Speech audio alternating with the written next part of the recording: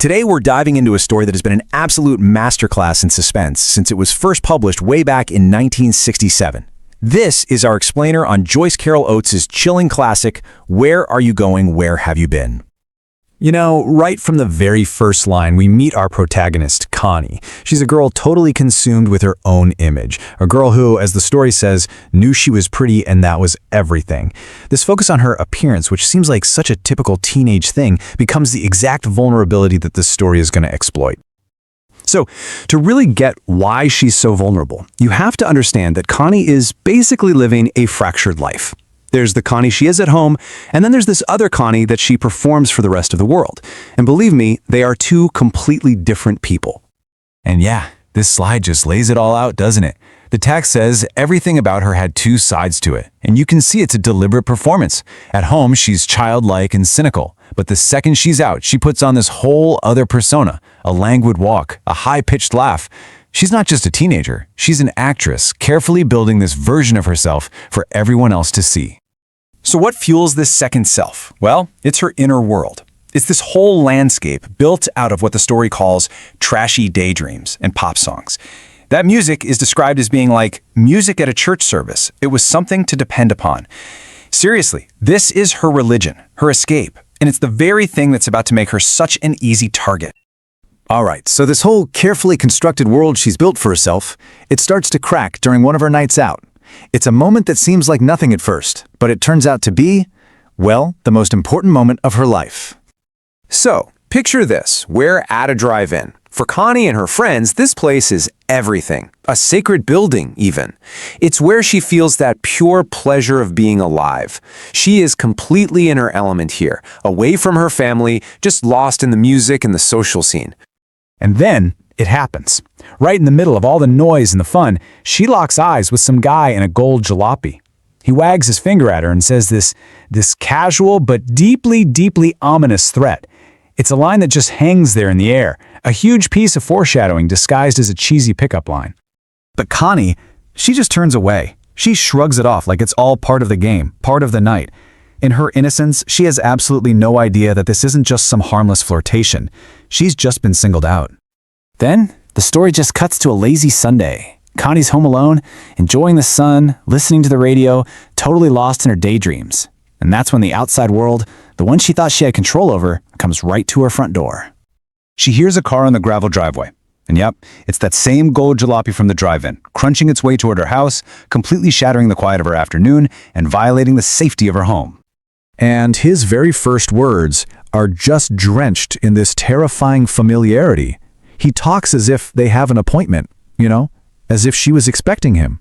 He's already twisting her reality to fit his own narrative.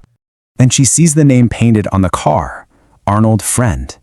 A name that sounds so harmless, almost kind, but it just feels so deeply wrong. And this is the moment where the true horror of the story really starts to show itself. What happens next is one of the most tense conversations in all of American literature. Connie tries to play her usual flirty games, but she slowly, piece by piece, starts to notice things about this Arnold Friend that are profoundly off. And this gets us to the central mystery of the story. Who is Arnold Friend? Is he just some creepy guy, or is he something else entirely? A lot of people read him as a symbol. Maybe he's the devil, or death, or just the violent reality that's about to burst the fragile bubble of teenage fantasy. The story forces Connie and us to piece together the terrifying truth from all these unnerving clues. The first piece of his mask falls away when she realizes he's not a teenager at all. He's a man. The story says he's 30, maybe more, and he's just disguised as one of the boys from her daydreams. The fantasy is already starting to curdle into a nightmare. She looks closer, and the illusion just shatters. His eyes aren't romantic. They're like chips of broken glass. His eyelashes look like they're painted on. His whole face looks artificial, like a poorly made costume designed to look young. And then, maybe the most disturbing detail of all. He's wobbly on his feet. Why? Because his boots are stuffed to make him seem taller. This detail is so bizarre, it pushes him into the realm of the monstrous, almost like he's struggling to imitate the shape of a normal human being. But the real psychological terror ramps up when he starts revealing what he knows. He knows her full name. He knows her friends' names. He knows exactly where her family is. He even knows who she was with the night before. He has this impossible, almost supernatural knowledge of her life, and he's turning her private world completely inside out. And then he says it with this chilling, possessive confidence. I know my Connie. At this moment, she finally understands he isn't just a stranger. He's a predator who has been watching her, studying her, and now he's claiming ownership over her. Her identity isn't even her own anymore. From this point on, Connie's entire world just shrinks down to the space between her and that screen door. All of her power, all of that identity she so carefully built, it just dissolves in the face of his calm, absolute certainty. I mean, just look at the horrifying logic of the trap he sets. He doesn't say she can't use the phone. He just says if she touches it, he can come inside. He won't hurt her family as long as she comes out. He has systematically dismantled every single possibility of escape, turning every one of her choices into a new threat. And then he delivers this absolutely devastating line, erasing her entire identity. Her past is gone, her future is gone.